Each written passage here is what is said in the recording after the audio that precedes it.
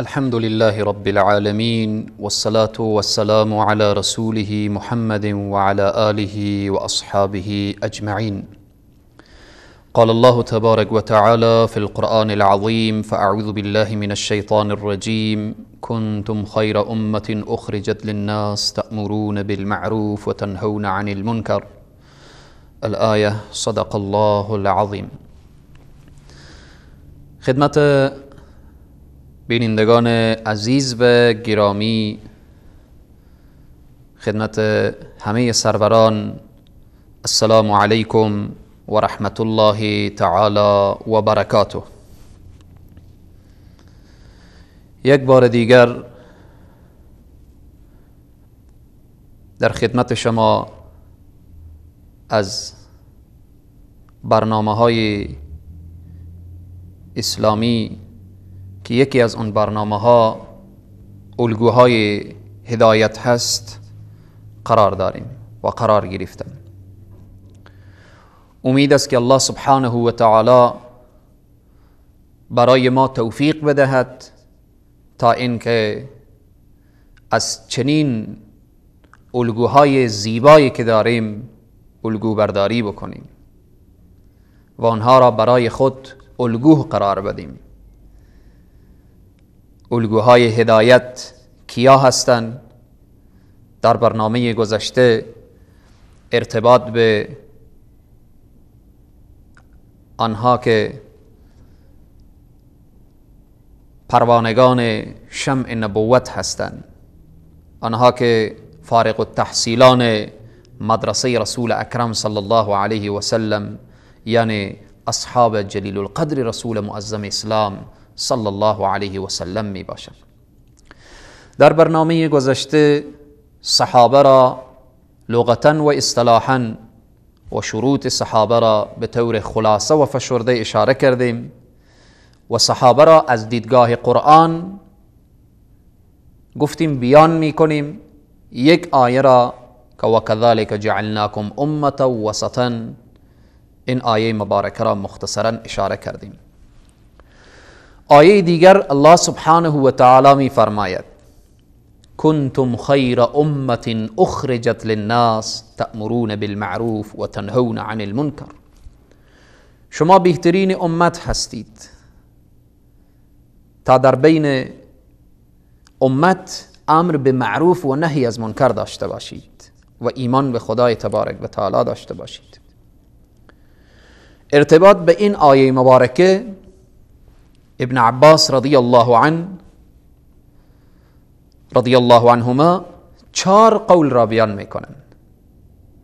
میفرمایند که مراد از خیر امه اهل بدر هستند، قول دیگر مهاجرین هستند، قول دیگر، قول سوم تمام صحابه هستند و قول چهارم تمام امت تحت این آیه هستند. کنتم خیر امة اخرجت للناس. به هر 4 قول صحابه مد نظر گرفته شده. اهل بدر صحابه یان، شاگردان محمد رسول الله یان. مهاجرین صحابه یان، تمام صحابه یان. و تمام امت که قول صحیح و راجح کنتم خیر امة اخرجت للناس تمام امت هست. شما بهترین امت هستید. خب این امتی که بهترین شناخته شده، صدر این امت کی هست؟ صدر این امت اصحاب جلیل القدر رسول معظم اسلام صلی الله علیه و سلم می باشند. آیه دیگر سریعتر میگذریم، به طور خلاصه و فشرده فقط فهرستوار آیات قرآن را اشاره میکنیم. آیه دیگر الله سبحانه و تعالی میفرماید: لقد تاب الله على النبي والمهاجرين والانصار الذين اتبعوه في ساعة العسرة. الله اکبر. الله سبحانه و تعالی میگه به تحقیق که لقد تاب الله، به تحقیق که الله قبول کرده توبه پیامبر و مهاجرین و انصار و اونهایی که الذین اتبعوه فی ساعة العسره، پیروی کردن او را، اطاعت کردن او را در جیش العسره، در او غزوه‌ای که بسیار سخت و دشوار بود.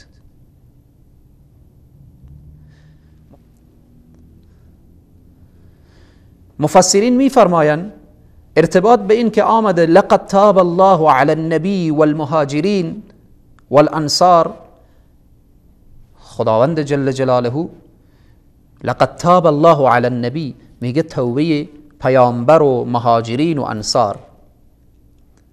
پیامبر اکرم صلی الله علیه و سلم که در صدر این آیه قرار گرفتن ارتباط به توبه پیامبر به خاطر بزرگ داشت هرچی بیشتر مهاجرین و انصار هست. این فضیلت مهاجر و انصار را نشان میده. مگر پیامبر صلی الله علیه و سلم دچار لغزش نشده بودن، دچار خطا نشده بودن؟ مگر بعضی مفسرین میفرمایند که لغزش پیامبر این بود که از عدم اشتراک منافقین در غزوه بود. پس این با این خاطر که مهاجر و انصار متوجه بشن بزرگداشت مهاجر و انصار هست. پس لقد تاب الله علی النبی والمهاجرین والانصار، وقتی خداوند بیان میکنه که الله سبحانه و تعالی توبه پیامبر و مهاجر و انصار میپذیره و قبول میکنه، این چه نعمت عظیم و بزرگ است که خداوند مهاجر و انصار در ردیف و در کنار حبیب خود قرار میدهد. در اینجا ابوبکر جصاص میفرماید فیه مدح لاصحاب النبی صلی الله علیه و سلم. این مدح صحابه هست، این تعریف صحابه هست، این توصیف صحابه هست. الله اکبر. خوشا به حال آن صحابه‌ای که اگر دوچار لغزش هم شدن، دوچار اشتباه هم شدن، ما نمیگیم صحابه اشتباه نکردن، خطا نرفتن، خطا نکردن، ولی خوشا به حال اونها که اشتباه کردن، لغزش کردن، به راه اشتباهی اگر رفتن، خداوند توبه اونها را میپذیره و قبول میکنه. این نعمت عظیم است. التائب من الذنب کمن لا ذنب له. وقتی خداوند توبه انسان را پذیرفت، انسان مثل اینه که اصلا گناه نکرده. خوشا به حال صحابه که اگر دوچار اشتباه و لغزش شدن، خداوند آنها را میبخشه، توبهشان را قبول میکنه. آیه دیگر الله سبحانه و تعالی میفرماید وقل الحمد لله وسلام على عباده الذين اصطفى. الله اکبر. ابن جریر طبری در تحت این آیه مبارکه میفرماید این که قرآن میگه قل، بگو الحمد لله وسلام على عباده الذين اصطفى. ابن جریر طبری رحمه الله میفرماید که الذين اصطفاهم ای اجتباهم لنبیه محمد صلی الله علیه و سلم فجعلهم اصحابه و وزراءه على الدین. الله صحابه انتخاب میکنه على عباده الذين اصطفى، الذين آنهایی که اصطفى، الله اینها را برچیده، الله اینها را انتخاب کرده، الله اینها را در خدمت دین خود قرار داده، به نصرت کتاب خود و سنت حبیب خود قرار داده.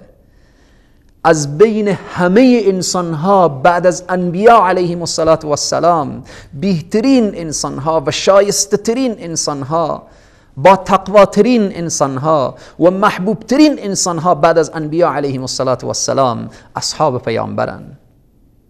این جایگاه را الله برای اونها داده. این کلام پروردگار عالم هست. این قرآنی که من و تو ایمان داریم تعریف و توصیف صحابه میکنه. الله از فوق آسمان ها میگه بگو الحمدلله، حمد خدا رو بکن،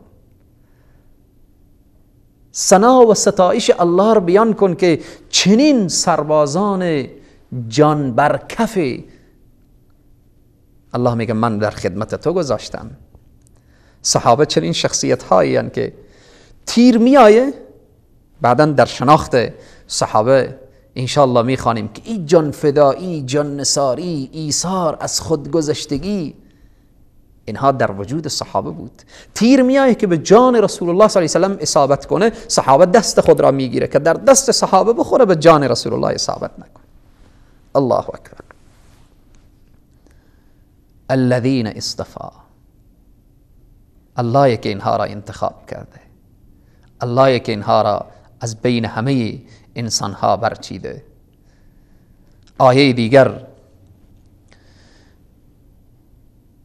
ابن عباس رضی الله عنه در تحت این آیه قل الحمد لله و سلام علی عباده الذین اصطفى، ابن عباس می فرمایند قال ابن عباس اصحاب محمد اصطفاهم الله لنبیه، الله اینها را برگزیده، الله اینها را برچیده برای نبی خود، در خدمت نبی خود. این تعریف و توصیف صحابه هست. آیه دیگر الله سبحانه و تعالی می فرماید والسابقون الاولون من المهاجرین والانصار. الله اکبر. این آیه در کجا هست؟ این آیه مبارکه را الله سبحانه و تعالی وقتی بیان میکنه والسابقون الاولون من المهاجرین والانصار والذین اتبعوهم باحسان، پیشگامان و نخستین کیا هستند؟ مهاجرین و انصار هستند. الله اکبر. الله از پیشگامان و نخستین بیان میکنه والذین اتبعوهم باحسان، صحابه که فضیلت دارن، برکات دارن، ارزش دارن، در این کو بحثی نیست. والذین اتبعوهم، کسانی که صحابه پیروی میکنن، به احسان، به نیکویی، یعنی تابعین. مفسرین میفرمایند که تا به قام قیامت اگر هر انسانی درست و صحیح صحابه برای خود سرمشق قرار بده و از اصحاب جلیل القدر رسول معظم اسلام صلی الله علیه و سلم پیروی کنه، در تحت این آیه شامل هست. جایزه چیست؟ جایزه صحابه و جایزه کسانی که از صحابه پیروی کردن، تابعین، تبع تابعین، هر که تا به امروز، تا به قام قیامت که از صحابه پیروی میکنن، جایزه و مدال چیست؟ رضی الله عنهم و رضوا عنه. الله از صحابه راضی هست، صحابه از الله راضیان. هر انسانی که از الله درست و صحیح پیروی کنه، ما رای حق از کجا میشناسیم؟ از طریق صحابه. بدون صحابه هیچ انسانی به مطلوب و به مقصود نمیرسه. هیچ انسانی بدون صحابه انسان نمیتواند به خدا برسه. بدون صحابه نمیتواند رضایت الله را و رضایت رسول الله را کسب کنه. صحابه و کسانی که راه صحابه را تعقیب میکنن، الله در این کلام حمید و مجید، در این کتابی که لا ریب فی، شکی نیست، میفرماید و اعد لهم، برای اینها آماده شده، آماده کردیم برای ایشان، جنات تجری تحتها الانهار، او باغ و بستانهایی که نهرها جریان داره، خالدین فیها ابدا، برای همیش هست. ذلک الفوز العظیم، این رستگاری بزرگه. صحابه به این درجه رسیدن، به این درجه کمال، رضایت الله را کسب کردن، فوز عظیم نصیب اونها شده. پس این آیه مبارکه واقعا مدال بزرگ برای اصحاب پیامبر و کسانی که راه پیامبر را و اصحاب پیامبر را تعقیب کردن. این مدال بزرگ رضی الله عنهم و رضوا عنه. اخیر آیه میگه ذالک فوز العظیم. انشاءالله ادامه این بحث فضائل صحابه از دیدگاه قرآن بعد از یک میان برنامه انشاءالله اشاره می شود. و السلام علیکم و رحمت الله و برکاته.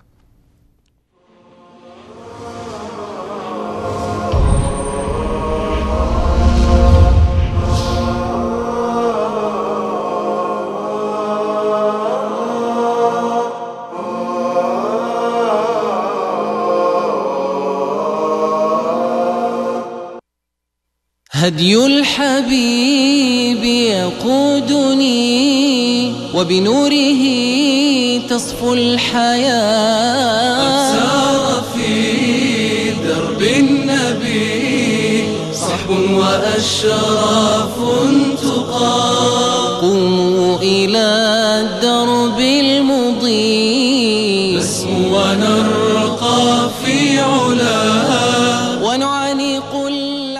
رسول الله صلی الله علیه و سلم فرمودند هیچ گروهی در خانه از خانه‌های الله گرد هم نمی آیند و به قرائت قرآن و تعلیم آن مشغول نمی شوند مگر این که آرامش بر آنها فرود می آید و رحمت الهی آنها را در بر می گیرد و ملائکه آنها را احاطه می کنند و الله متعال در جمع کسانی که نزد او هستند از آنها به نیکی یاد می کند. قوموا إلى الدرب المضيء نسمو ونرقى في علاها ونعانق العيش الهني.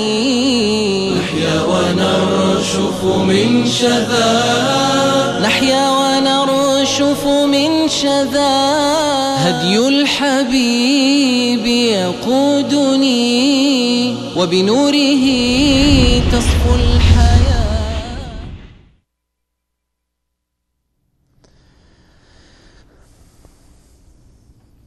بینندگان عزیز و گرامی، السلام علیکم و رحمت الله تعالی و برکاته.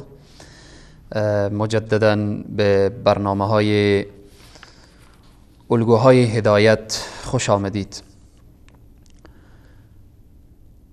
آیات قرآن ارتباط به فضائل صحابه آیه را اشاره کردیم والسابقون الاولون من المهاجرین. آیه دیگر ارتباط به وصف و اوصاف اصحاب جلیل القدر رسول معظم اسلام صلی الله علیه و سلم. در اخیر سوره فتح الله سبحانه و تعالی تعریف و توصیف اصحاب رسول الله صلی الله علیه و سلم را چنین می کند: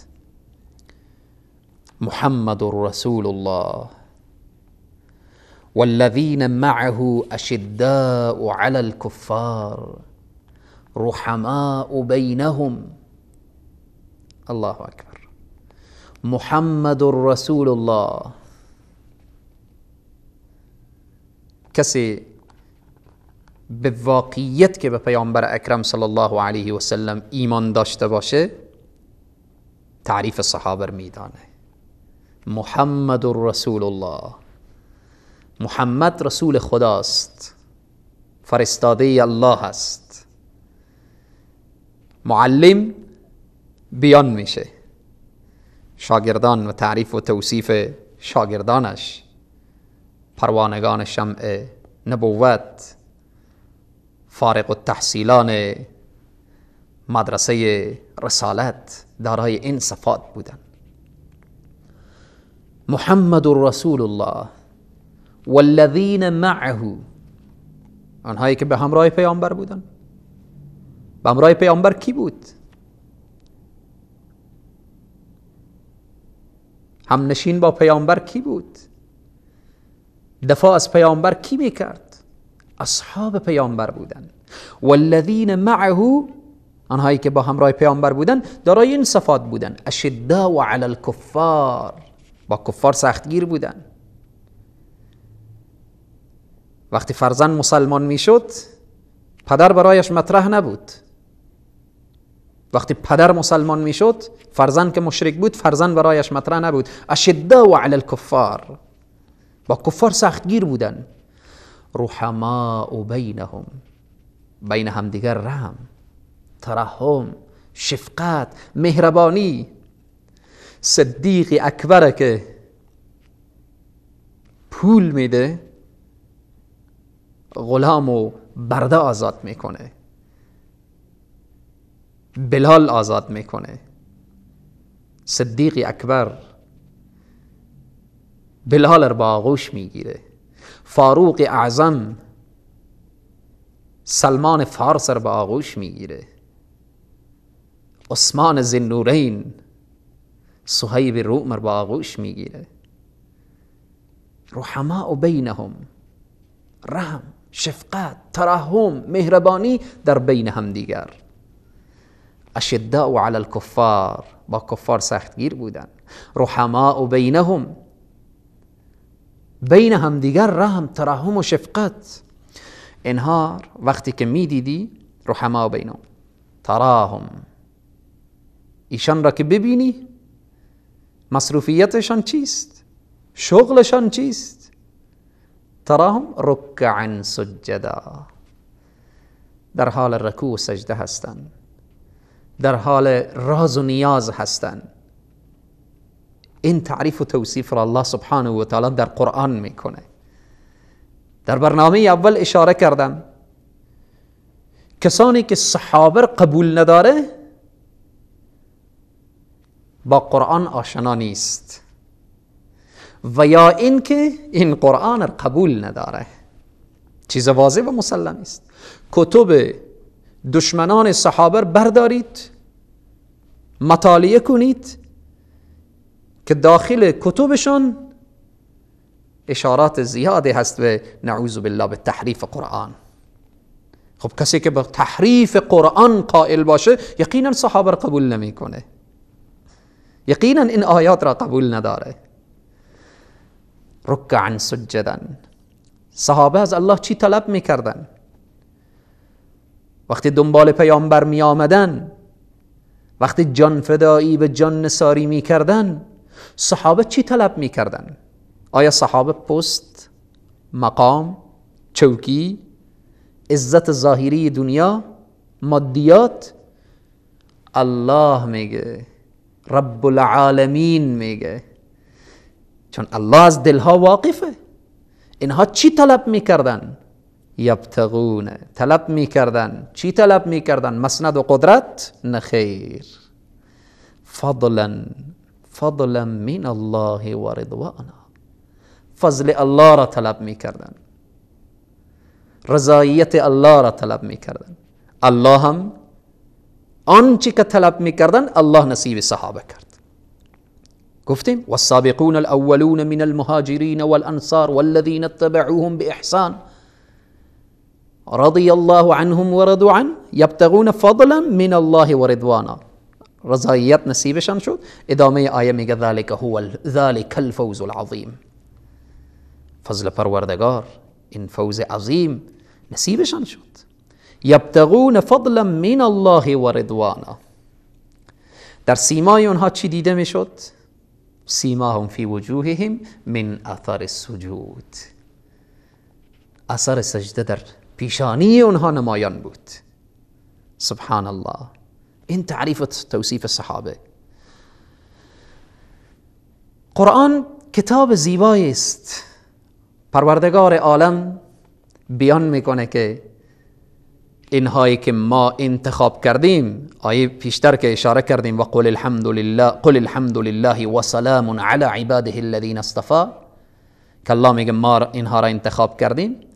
تنها تعریف و توصیف صحابه در قرآن نیامده که همین قرآن اینها را توصیف کرده باشه، بلکه در کتب گذشته توصیف شده. مثلهم ذلك مثلهم این تعریف، این توصیف، این وصف شاگردان مکتب محمد رسول الله صلی الله علیه وسلم، وصف اینها ذلك مثلهم فی التوراة، در تورات آمده، و مثلهم فی الانجیل، مثل اینها، تعریف اینها، توصیف اینها در تورات و انجیل وقتی وصف رسول الله صلی الله علیه وسلم بیان میشد، در کنار وصف رسول الله صلی الله علیه وسلم شاگردان محمد رسول الله صلی الله علیه وسلم بیان میشد. چگونه توصیف شده در انجیل؟ و مثلهم فی الانجیل کزرع اخرج شطأه فآزره، مثل یک زرع، کشت، سبحان الله، که بیرون بیاره، اخرج وقتی که بیرون بیاره، شطأه جوانه و خوشه، وقتی خوشه را آورد، فآزره، آزره چی هست؟ نیرومند، قوت بده. فآزره، آنها را نیرو داده، قوت بخشیده. فآزره فاستغلظ، آنها را سخت نموده. وقتی یک گیاهی بیرون بشه، او خوشه بیاره و بعداً فآزره ای نیرومند بشه و فاستغلظ و سخت بشه، این چگونه هست؟ فاستغلظ فاستوى على سوقه، راست بیایه، على سوقه، ساقها، ساق محکم قوی داشته باشه که توسط هیچ بادی تکان نخوره. این زرع چه کار میکنه؟ یعجب الزراع. الله اکبر. وقتی شخص بیایه، زاری بیایه، این کشت را ببینه تعجب میکنه، یعجب الزراع، به تعجب میاندازه زاری را، زراع را. صحابه چنین نیرومند بودن، صحابه چنین قوی بودن، صحابه چنین متین بودن، صحابه چنین شخصیت هایی بودن که در تمام همه مصائب و مشکلات از دین و از اسلام و از قرآن دفاع کردن. این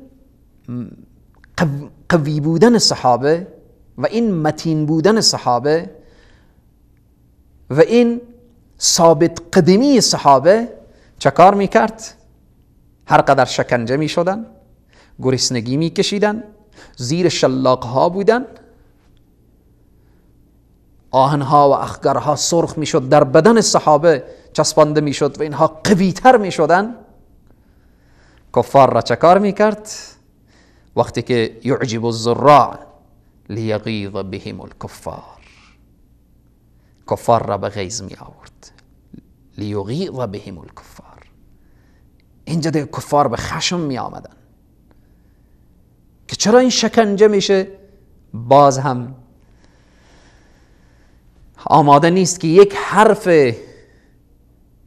خدای نخواسته، کوچکترین حرفی نسبت به رسول الله صلی الله علیه و سلم از زبان خود بیرون کنه، آماده نیست.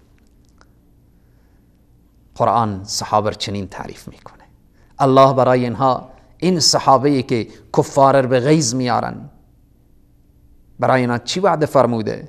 وعد الله، وعده کرده الله. این وعده الله هست. حالا تو منافق هر چی که میخوای به صحابه بگو. بحر، قاعده کلی هست که بحر با لبلب کلب نجس نمیشه. بیایی تو ارتباط به صحابه زبان درازی کنی و توهین کنی و حرف زشتی بگی، فکر کنی که صحابه را خدشه دار کردی. نخیر، نخیر. صحابه هست. الله وعده داده. وعده چی داده؟ وعده الله. وعده داده الله الذین، بر کسانی که آمنو، ایمان آوردن، و عملوا الصالحات، عمل صالح انجام دادن، که اینها همه تعریف و توصیف صحابه است. ایمان آوردن، عمل صالح انجام دادن. منهم، از ایشان چیست؟ مغفرتون، برای ایشان مغفرت هست، و اجر عظیم، پاداش بزرگ هست. الله اکبر، الله برای صحابه وعده پاداش بزرگ داده. بزرگه که الله بگه. الله چقدر عظیم و بزرگه، لطف الله هم همین قدر بزرگه. پس این آیه مبارکه ما را متوجه می سازه که نه تنها قرآن بلکه کتب گذشته، تورات، انجیل، اینها همه وصف اصحاب رسول معظم اسلام صلی الله علیه و سلم شده. خدای تبارک و تعالی به ما توفیق بده که صحابه از زبان قرآن، از دیدگاه قرآن ما صحابه را بشناسیم. انشاءالله به برنامه‌های بعدی باز هم من فقط آیات را مختصرا اشاره می کنم تا اینکه عزیزان متوجه بشن که ما وقتی میگیم صحابه، وقتی میگیم اصحاب، اینها مردان ساده نبودن، اینها اشخاص نبودن که ما سرسری از اینها بگذریم. انشاءالله به برنامه‌های آینده آیات دیگری ارتباط به شناخت اصحاب جلیل القدر رسول معظم اسلام صلی الله علیه و سلم اشاره خواهد شد. موفق و سرفراز و سربلند دنیا و آخرت باشید. والسلام علیکم و رحمت الله و برکاته.